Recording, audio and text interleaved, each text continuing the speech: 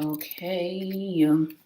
All right. So, hello. I'm about to just check the volume real quick. Let's get it. Let's get it. Okay, cool. We're on here. Perfect, perfect, perfect. All right. Hello. Welcome back. Um, it's been a couple days. Not even a couple. I feel like it's been like 3 days, 3 or 4 days. I don't know. But it's been a couple days since I last read. I was at a wedding, and yeah, it was in a different time zone. It was just a lot going on. So I was just like, So I'm gonna just have to find a way to make it up. I did have some catch up days like built in this plan, but I'm not sure like because it says like catch up day if it's 31 days in the month. You know what I'm saying? So how many days are in this month? Hopefully it's 30. Oh yeah, it's only 30. So I think I'm gonna be. Oh, just kidding, because we have December is 31 days and October is 31 days. So I'm still gonna have to catch up these days. I'm not quite sure how I'm going to, but it's okay. That's not even the point of all of this.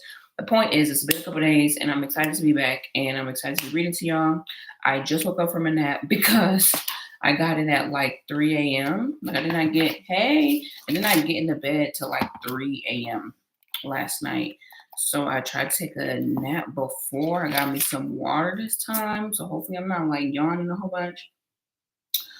I believe we were finishing out 14 through 21. That's what I had to do like 3 videos on. Um, so we are going to finish out Leviticus today, which is 22 to 27. Okay, I'm going to say a prayer and we're going to get into it. So, Lord, thank you. Thank you for your word. Thank you for allowing me to be here. Thank you for um, just life, Lord. Thank you for life. Thank you for giving us life and giving us breath.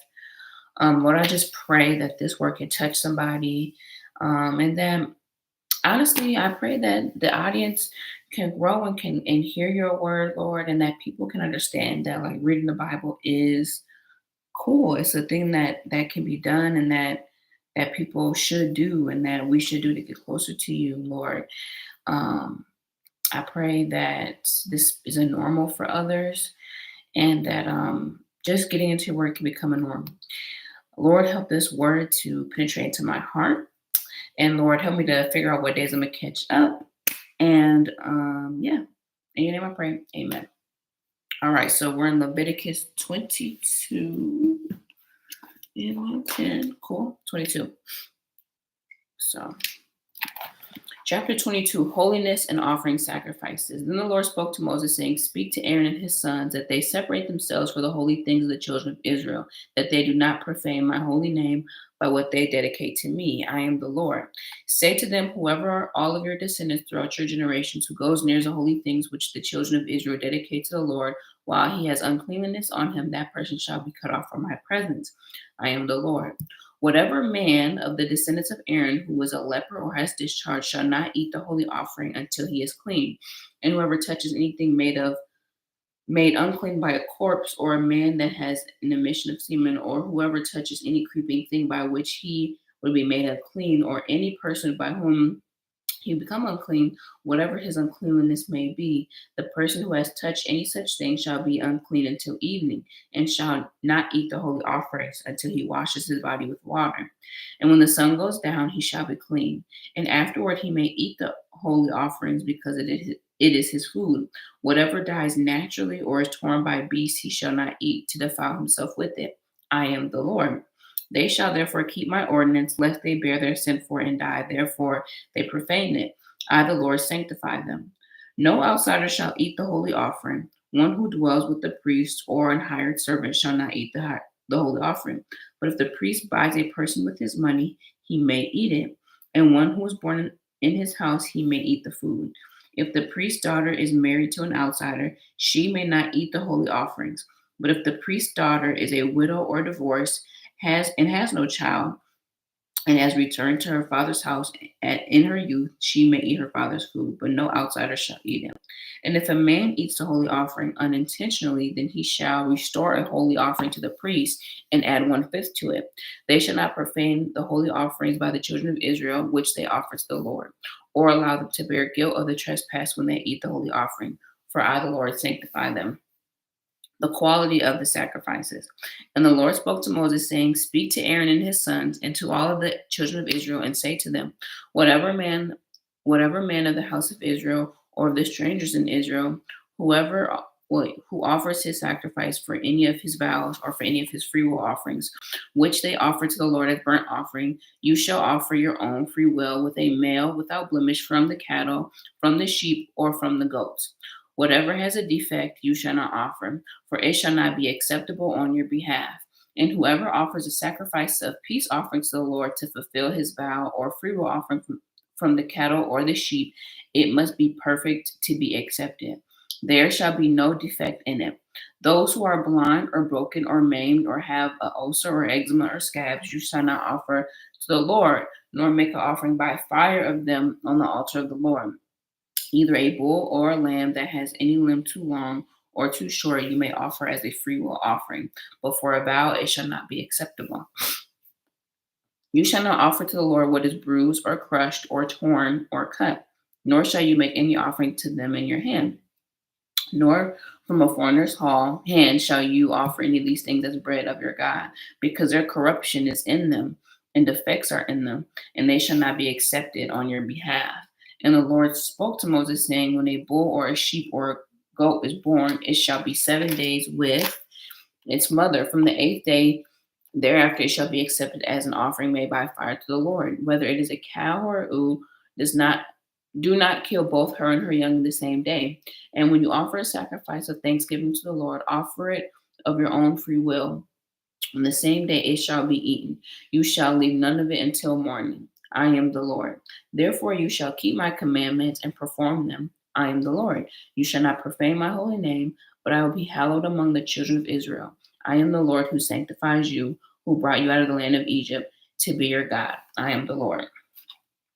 So again, we have the same theme of like everything that the priests and the children of Israel are doing for God is to be like set apart and not bringing bruised and broken and like animals to the Lord, but he wants like the purest of offerings.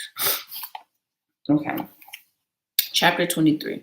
And the Lord spoke to Moses, saying, Speak to the children of Israel and say to them, The feasts of the Lord, which you shall proclaim to be holy convocations, these are my feasts. 6 days work shall be done, but the seventh is a Sabbath, a solemn rest, a holy convocation. You shall not do work on it. It is a Sabbath of the Lord in all of your dwellings. Passover and the Feast of Unleavened Bread. These are the feasts of the Lord, a holy convocation which you shall proclaim at their appointed times. On the 14th day of the first month at twilight is the Lord's Passover, and on the 15th day of the same month is the feast of the unleavened bread to the Lord. 7 days you must eat unleavened bread. On the first day you shall have holy convocation. You shall not do any customary work on it, but you shall offer an offering made by fire to the Lord for 7 days. The 7th day shall be a holy convocation, and you shall not do customary work on it. The feast of the first fruits. And the Lord spoke to Moses, saying, Speak to the children of Israel and say to them, When you come into the land which I give you and reap its harvest, then you shall bring a sheaf to the first fruits of your harvest to the priest. He shall wave the sheaf before the Lord to be accepted on your behalf. On the day after the Sabbath, the priest shall wave it. And you shall offer on that day, when you wave the sheaf, a male lamb for the first year without blemish as a burnt offering to the Lord. Its grain offering shall be 2/10 of an ephah of fine flour mixed with oil, and an offering made by fire to the Lord for a sweet aroma, and its drink offering shall be of wine, 1/4 of hin. You shall eat neither bread nor parched grain nor fresh grain until the same day that you have brought an offering to your God. It shall be a statute forever throughout your generations in your dwelling. This is the Feast of Weeks. And you shall count for yourself from the day after the Sabbath, from the day you brought the sheaf of the wave offering, 7 Sabbaths shall be completed. Count your 50 days to the day after the seventh Sabbath, and you shall offer a new grain offering to the Lord. You shall bring from your dwellings 2 wave loaves of 2/10 of an ephah, and they shall be of fine flour, and they shall be baked with leaven, and they are the first fruits to the Lord. And you shall offer with bread 7 lambs of the first year without blemish, 1 young bull, and 2 rams. They shall be as a burnt offering to the Lord with their grain offering and their drink offerings, an offering made by fire for a sweet aroma to the Lord. Then you shall sacrifice 1 kid of the goats as a sin offering, and 2 male lambs for the first year as a sacrifice of a peace offering. The priest shall wave them with the bread of the first fruits as a wave offering before the Lord, or 2 lambs with 2 lambs. They shall be holy to the Lord for the priest, and you shall proclaim on these the day that is a holy convocation to you. You shall do no customary work on it. It shall be a statute forever in all of your dwellings throughout the generations. When you reap the harvest of your land, you shall not wholly reap the corners of your field when you reap, nor shall you gather any gleanings of your harvest. You shall leave them for the poor and for the stranger. I am the Lord your God. This is the Feast of Trumpets. Then the Lord said to Moses, saying, Speak to the children of Israel, saying, In the 7th month, on the first day of the month, you shall have a Sabbath rest, a memorial of blowing trumpets, a holy convocation. You shall do no customary work on it, and you shall offer an offering made by the fire to the Lord, the Day of Atonement. And the Lord spoke to Moses, saying, Also the 10th day of this 7th day shall be the Day of Atonement. It shall be a holy convocation for you. You shall afflict your souls and offer an offering made by fire to the Lord, and you shall do no work on that same day.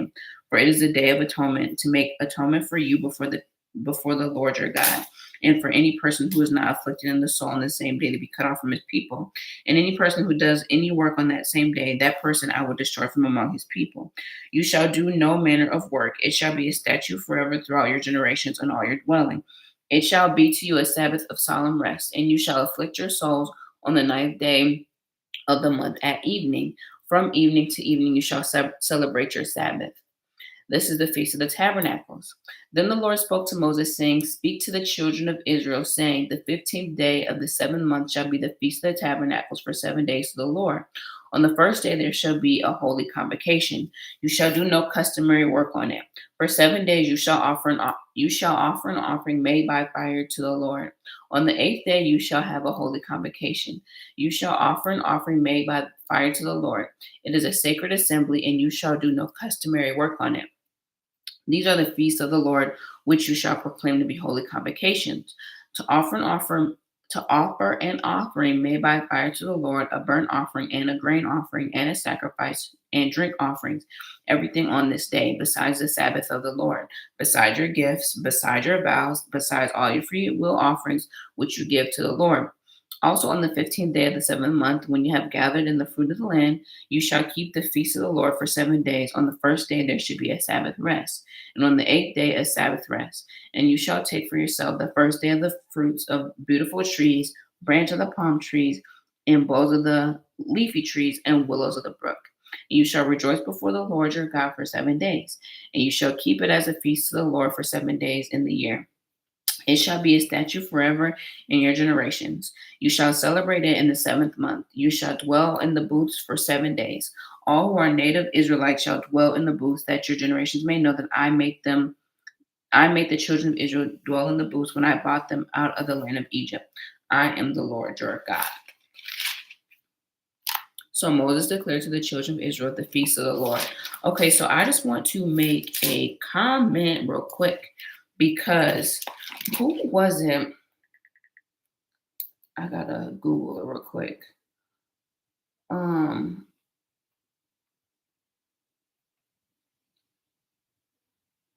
Spots on them in the Bible. Okay, Jacob. So remember, Jacob was taking care of Laban's sheep and goats. Okay, so remember Laban, I can't remember, was taking gave Jacob the um authority over his sheep and goats, right? And so Jacob caused like the goats and the sheeps to mate with the ones that were spotted because he was going to take the ones that were spotted. When I read about um having a offering that has no spots, that has no blemishes, nothing broken, not only is okay, not only do you have to be set apart like the Israelites themselves, they're already set apart. The priests are already set apart, but even the offering is set apart because that means that they cannot be, even the goats and the offerings and the cows and all that, they can't be mingling with the broken and spotted um animals. So even the offering has to be, even the offering has to be set apart. Because if you think about it, if any of the animals like reproduce with another one that is spotted, that spotted one cannot be given to the Lord. So these, like, not only do they have to give a perfect offering, but they have to care after that offering, which means that sometimes, like, the Lord be wanting us to really, okay, the Lord wants our offering to be a real sacrifice. And I'm not saying the sacrifice like, here's all my money. I don't have money for, bills or something, but like a real sacrifice of like, we had to steward this, we had to look over it. Like, this is our pure offering.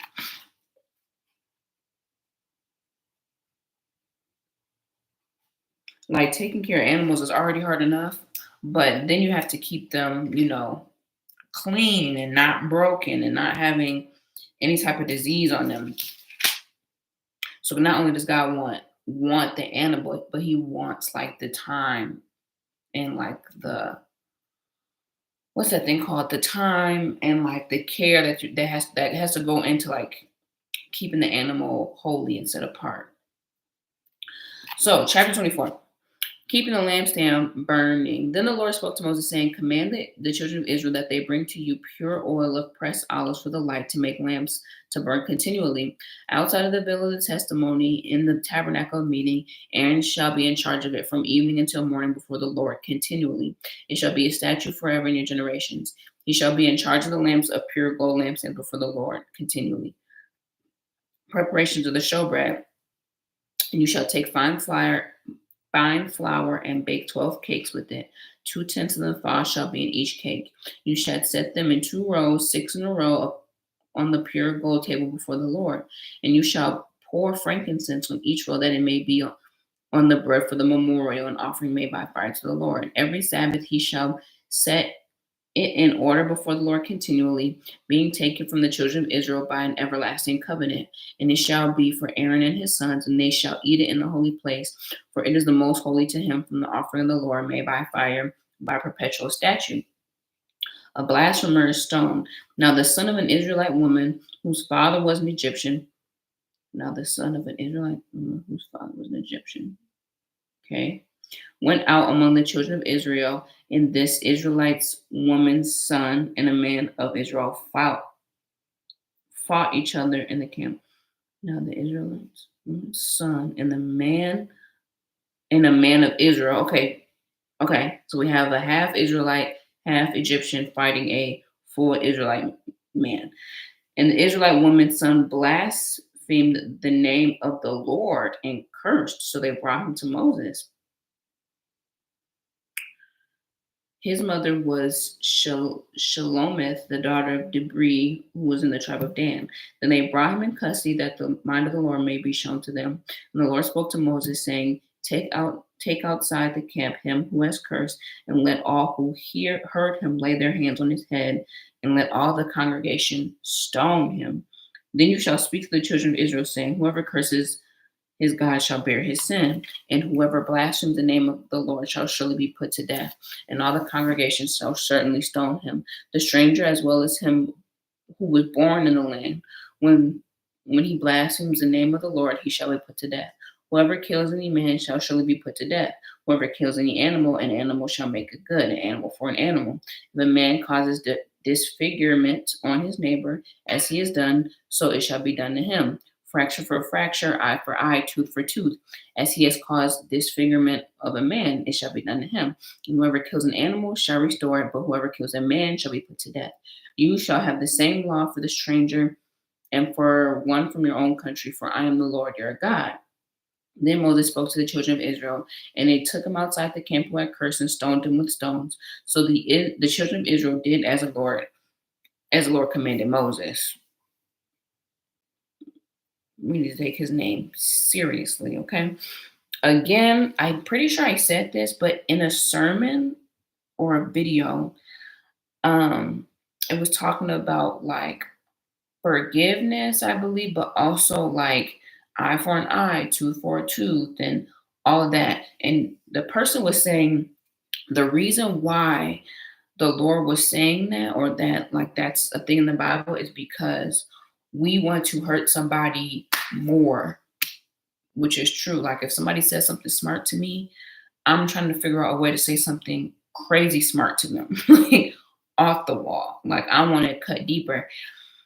And I think that's how we can be as humans, and that's why that's in the Bible. Now, I would agree. I personally agree.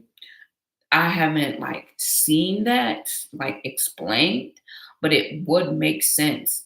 Is like that was the standard because we want to do bad, like worse things to other people when they hurt our feelings.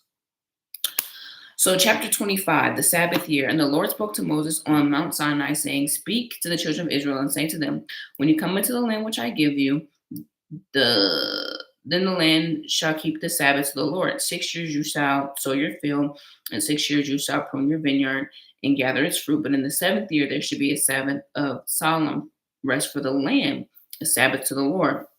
You shall neither sow your field nor prune your vineyard. What grows of its own accord of your harvest you shall not reap, nor gather the grapes of your untended vine. For it is a year of rest for the land. And the Sabbath produce of the land shall be food for you. For you, your male and female servants, your hired men, and your strangers who dwell with you, for your livestock, and for the beasts that are in your land, all of its produce shall be for food. The year of Jubilee. And you shall count 7 Sabbaths of the year for yourself, 7 times 7, and the time of the seventh Sabbath of the year shall be for you 49 years. Then you shall cause the trumpets of Jubilee to sound on the 10th day of the seventh month, on the day of the atonement. And you shall make trumpets to sound throughout all of your land. And you shall consecrate the 50th year and proclaim liberty throughout all the land of the inhabitants.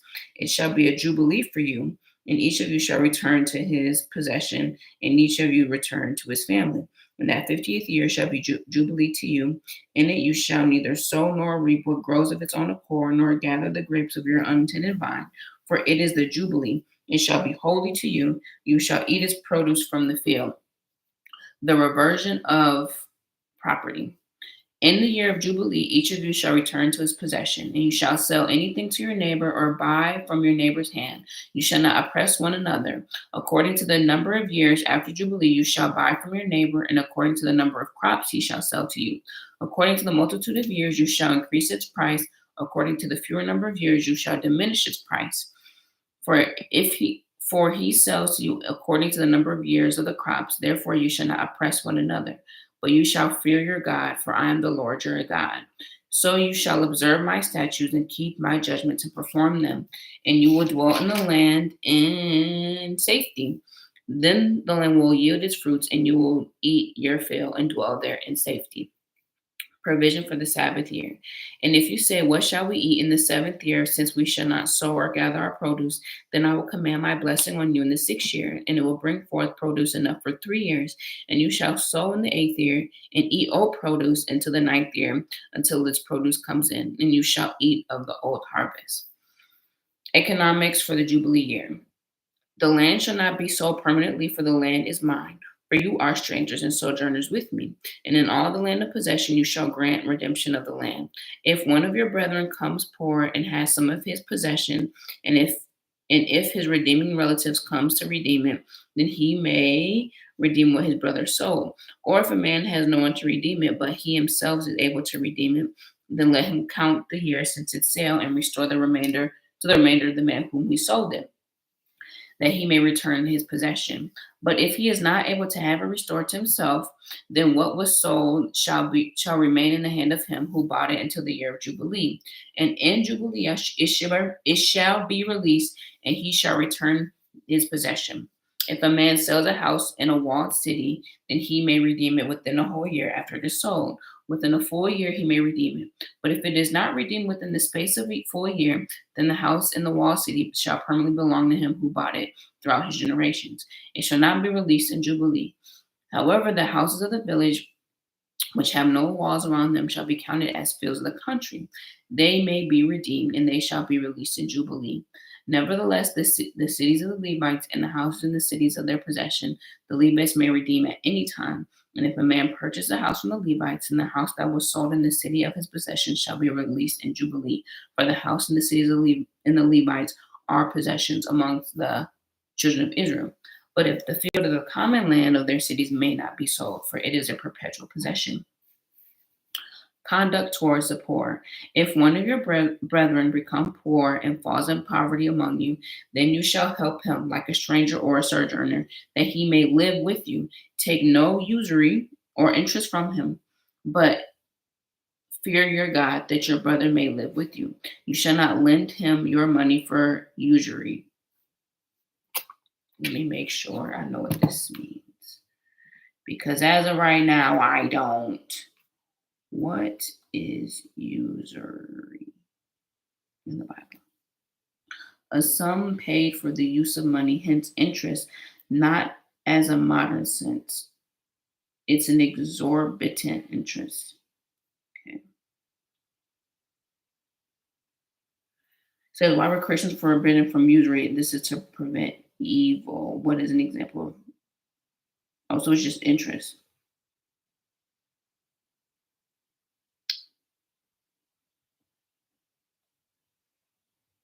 Okay, this is just interest. Okay. Where was I?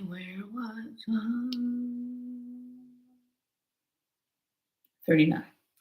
And if one of your brethren who dwell with you becomes poor and sells himself to you, you shall not compel him to serve as a slave, as a hired servant, and as a sojourner he shall be with you, and shall serve you until the year of Jubilee. And then he shall depart from you, him and his children with him, and shall return to his own family. He shall return to the possessions of his fathers, for they are my servants, and whom I brought out the land of Egypt. They shall not be sold as slaves. You shall not rule over him with rigor, but you shall fear your God. And as for your male and female slaves, which whom you have from the nations around you, from them you may buy female and male servants. Moreover, you may buy children of the strangers who dwell among you and their families who are with you, which they beget in your land, and they shall become your property. And you may take them as an inheritance for your children after you to inherit them as a possession, and they shall be your permanent slaves.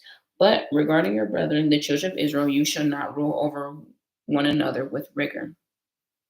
Conduct towards sojourners and strangers. Now, if a sojourner or stranger close to you becomes rich, and one of your brethren who dwells by him becomes poor and sells himself to the stranger or sojourner close to you, or to a member of the stranger's family, after he is sold, he may be redeemed again.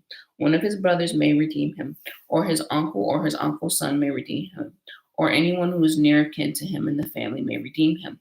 Or if he is able, he may redeem himself. Thus he shall reckon with him who bought him. The price of the year shall be according to the number of years from that year which he was sold into the year of Jubilee. It shall be according to the time of the hired servant for him.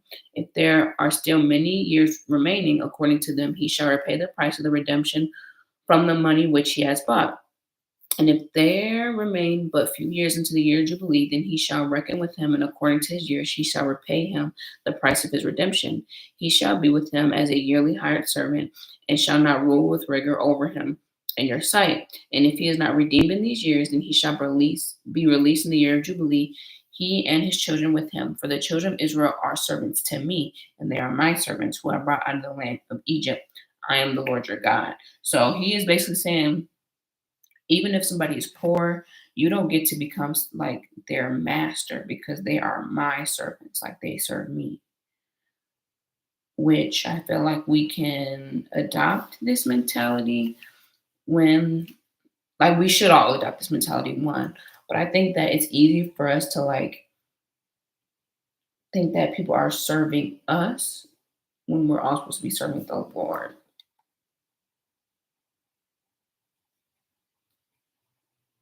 I think that people should be serving us when we should all be serving. Okay. Chapter 26. Blessings for obedience. You shall not make idols for yourselves, neither a carved image or a sacred pillar shall be reared from yourselves, nor shall you set up an engraved stone in your land to bow down to it. For I am the Lord your God. You shall keep my Sabbaths and my reverence sanctuary. I am the Lord. If you walk in my statutes and keep my commandments and perform them, then I will give you rain in its season. The land shall yield its produce, and the trees of the field shall yield their fruit. Your threshing shall last to the time of vintage, and the vintage shall last in the time of sowing. And you shall eat your bread to the full, and dwell in your land safely. I will give peace in the land, and you shall lie down, and none will make you afraid. I will rid the land of evil beasts, and the sword shall not go through your land. You will chase your enemies, and they shall fall by the sword before you. 5 of you chase 100, and 100 of you shall put 10,000 to flight. Your enemies will fall by the sword before you. For I look to you favorably and make you fruitful and multiply you and confirm my covenant with you.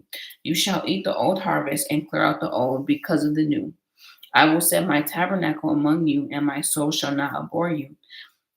I will walk among you and be your God, and you shall be my people. I am the Lord your God who brought you out of the land of Egypt, that you shall not be as their slaves. I have broken the bands of your yoke and made you walk upright. Punishment for disobedience. But if you do not obey me, and you do not observe these commandments, and if you despise my statutes, or your soul abhors my judgments, so that you do not perform all of my commandments, but break my covenant, I will do this to you. I will even appoint terror over you, wasting disease and fever, which shall consume the eyes and cause sorrow of the heart. And you shall sow your seed in vain, for your enemies shall eat it. I will set my face against you, and you shall be defeated by your enemies. Those who hate you shall reign over you, and you shall flee when nobody pursues you. And after this, you do not obey me, then I will punish you 7 times more for your sins. I will break the pride of your power. I will make your heavens like iron and your earth like bronze, and your strength shall be spent in vain, for your land has not yielded its produce, nor shall the trees of the land yield their fruit. Then, if you walk contrary to me and are not willing to obey me, I will bring on you 7 more plagues according to your sins. I will also land wild beasts among you, which shall rob you of your children, destroy your livestock, and make you few in number, and your highways shall be desolate. And if by these things you are not reformed by me, but walk contrary to me, then I will also walk contrary to you, and I will punish you 7 times for your sins. And I will bring a sword against you that will execute the vengeance of the covenant. Then, when you are gathered together within your cities, I will stand up pestilence among you, and you shall be delivered into the hand of the enemy. When I have cut off your supply of bread, 10 women shall break your bread in one oven, and they shall bring back your bread by weight, and you shall eat and not be satisfied. Excuse me. And after all this, if you do not obey me, but walk contrary to me, then I will also walk contrary to you in fury. And I, even I, will chastise you 7 times for your sins. You shall eat the flesh of your sons, and you shall eat the flesh of your daughters. I will destroy your high places, and cut down your incense altars, and cast your carcasses to the lifeless forms of your idols. And my soul shall abhor you, and I will lay your cities to waste and bring your sanctuaries to desolation. And I will not smell the fragrance of your sweet aromas. And I will bring the land to desolation, and your enemies who dwell in it shall be astonished at it. I will scatter you among the nations and draw a sword after you. Your land shall be desolate and your cities waste.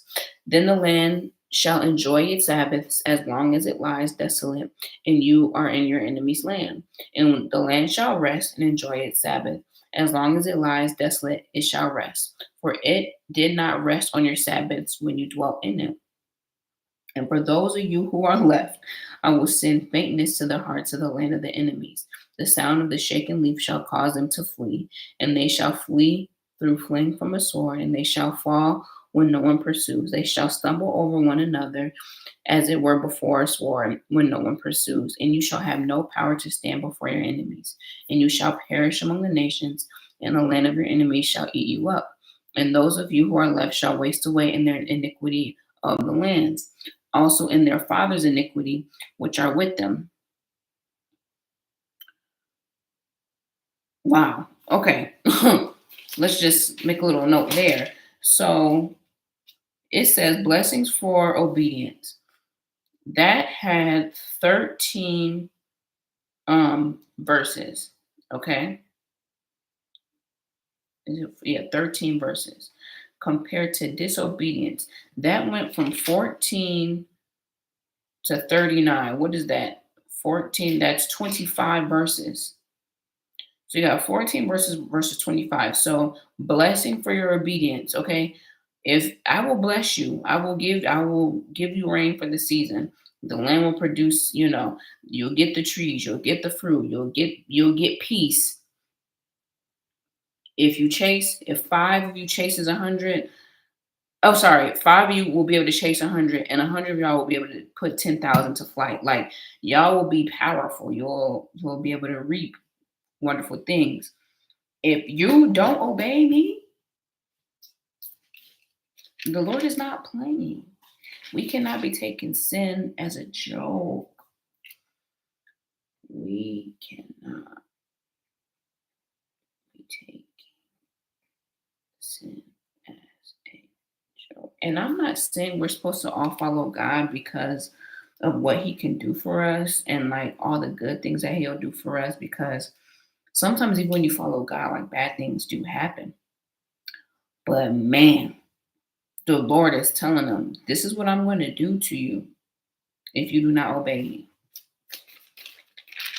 God is a loving God, but God is also omnipotent, and he will keep his commandments, and he'll keep his covenants, but at the same time, he's going to keep his word. He is not a liar.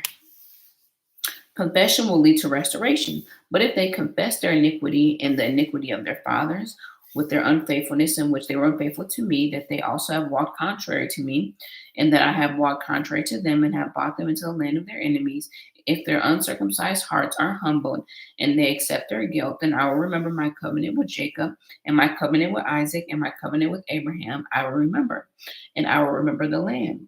The land shall be left empty by them, and will enjoy its Sabbath while it dies desolate without them. And I will accept their guilt because they despise my judgments and because their souls arbor my statutes. Yet for all that, when they are in the land of their enemies, I will not cast them away, nor shall I abhor them to utterly destroy them and break my covenant with them. For I am the Lord their God. But for their sake, I remember the covenant of their ancestors, whom I brought out of the land of Egypt in the sight of the nations, that I may be their God. I am the Lord. These are the statutes and the judgments and laws in which the Lord has made between himself and the children of Israel on Mount Sinai by the hand of Moses. Boom. Wow. That was a lot. That was a lot, but it was good. It was a good a lot, but that was a lot. The Lord is telling them, listen, I need y'all to listen to me. So I don't even got to do all of this. But even if I do need to punish you, I will bring confession will bring restoration. I'll still, forgive you because I'll remember my covenant. Because again, God does not break his word. He's not going to break his covenant that he already set with others. All right, we're in chapter 27. This is the last chapter. So yeah, we're getting it, okay? Chapter 27, making vows to the Lord. Now the Lord spoke to Moses, saying, speak to the children of Israel and say to them, When a man consecrates by a vow certain persons to the Lord according to your valuation, if your valuation of a man from 20 years old and up to 6 years old, then your valuation shall be 50 shekels of silver according to the shekel of sanctuary. If it is a female, then your valuation shall be 30 shekels. And if from 5 years old up to 20 years old, then your valuation for a male shall be by 20 shekels, and for a female, 10 shekels. And then from a month old up to 5 years, then your valuation for a male shall be 5 shekels of silver, and for a female, your valuation shall be 3 shekels of silver. And then from 60 years and above, if it is a male, then your valuation shall be 15 shekels, and for a female shall be 10 shekels. But if he is too poor to pay your valuation, then he shall present himself before the priest, and the priest shall set a value for him according to the ability of him who vowed. The priest shall value him. Dedicating possessions. If it is an animal that the man may bring as an offering to the Lord, all that all that anyone gives to the Lord shall be holy. He shall not substitute it or exchange it, good or bad, bad for good. And if he at all exchanges animal for animal, then both it and the one exchanged for it shall be holy. If it is an unclean animal which they do not offer as a sacrifice to the Lord, then he shall present the animal before the priest, and the priest shall set a value for it, whether it is good or bad. As you, the priest, value it, so it shall be. But if he wants at all to redeem it, then he must add 1/5 to your valuation. And when a man dedicates his house to be holy to the Lord, then a priest shall set a value for it, whether it is good or bad. As a priest values it, so it shall stand. If he who dedicates wants to redeem his house, then he must add 1/5 of the money of your valuation, and it shall be his. If a man dedicates to the Lord part of a field of his possession, then your valuation shall be according to the seed for it. A homer of barley seed shall be valued at 50 shekels of silver. If he dedicates his field from the year of Jubilee according to your valuation, it shall stand. But if he dedicates his field after Jubilee, then the priest shall reckon to him the money due according to the years that remain till the year of Jubilee, and it shall be deducted from your valuation. And if he who dedicates the field ever wishes to redeem it, then you must add 1/5 of the money of your valuation to it, and it shall belong to him. But if he does not want to redeem the field, or if he has sold the field to another man, it shall not be redeemed anymore. But the field, when it is released in Jubilee, shall be holy to the Lord as a devoted field. It shall be possession of the priest. And if a man dedicates to the Lord a field which he hath bought, which is not a field of his possession, then the priest shall reckon to him the worth of your valuation up to the year of Jubilee, and he shall give your valuation on that day as a holy offering to the Lord. In the year of Jubilee, in the field shall return to him from who it was bought. The animal which shall be the Lord's firstborn, no man shall dedicate, whether it is an ox or a sheep, it is the Lord's. And if it is an unclean animal, then he shall redeem it according to the valuation and add 1/5 to it. If it is not redeemed, then it shall be sold according to your valuation. Okay, I'm trying to figure out. So I'm gonna read this last part, and then I'm gonna go to this like learning portion, this purple part, because I feel like it's gonna explain a little bit better what we just read. I'm a little confused. Nevertheless, no devoted offering that a man may devote to the Lord of all that he has, both man and beast, or the field, or his possession, shall be sold or redeemed. Every devoted offering, most holy to the Lord. No person other than the band shall be doomed to destruction among men, shall be redeemed, but shall surely be put to death. And all the tithe of the land, whether the seed of the land or the fruit of the tree, is the Lord's. It is holy to the Lord. If a man wants at all to redeem any of his tithes, he shall add 1/5 to it. And concerning the tithe of the herd or flock, of whatever passes under the rock, the tenth one shall be holy to the Lord. He shall not inquire whether it is good or bad, nor shall exchange it. And if he exchanges it at all, then both it and the one exchanged for it shall be holy, and it shall not be redeemed. These are the commandments which the Lord commanded Moses for the children of the mountain on Mount Sinai. Boom. Okay, so going to the purple part. It says learning to say thank you. How do you say thank you to someone who has been extremely helpful? With a card, a small gift, and all expenses paid vacation. The size of the gift depends a lot on the nature of the person's help and the level of your gratitude. But whatever you give, your expression of thanks is not unlike the Old Testament idea of vows. Vows are offerings that Israelites gave, or at least pledged to God as a way of thanking Him for His blessings and help. Vows were strictly voluntary. Oh, they're voluntary. But once people made vows, they were obligated to pay them. There were 7 common ways that Israelites paid their vows. One was by consecrating or setting apart a person from the household. These donated individuals may have been servants throughout. Oh, the text doesn't say. Other vows were paid by animals, houses, or land. Okay, boom. So that's what we read. So all of the um offerings and what it says about all the offerings and the possessions that they were dedicating to the Lord, what they were saying is if they wanted to redeem it, like get it back, they had to add 1/5 to it to be able to get it back. But this is saying like it was voluntary. So you didn't have to do this, but if you did it, you needed to stick with it. So that is Leviticus 22 to 27, which means that we finished Leviticus, which is wonderful. And we have Numbers next. Um, Again, I feel like the end, not even just the end, but a lot of the Leviticus was teaching the people like to be set apart and that whatever the Lord wanted from them when it came to like their offerings and their possessions and dedications was to be set apart as well. So, excuse me, and just giving them like how to live without, like we talked about, being enslaved. This is their first time being, free. So this was them like being taught how to live. So anyway, that was Leviticus. We are moving and grooving. I gotta figure out. I gotta figure out how we're gonna catch up. I think I might do some like half videos, maybe randomly in between. Who knows? But just make sure that you are subscribed and have the notifications on so you know when I go live. Love you all. I hope this word blessed you, and I will see you tomorrow. Or hopefully I'll see you tomorrow. I do have an obligation. I can't remember what time it's at, but hopefully I'll see you tomorrow.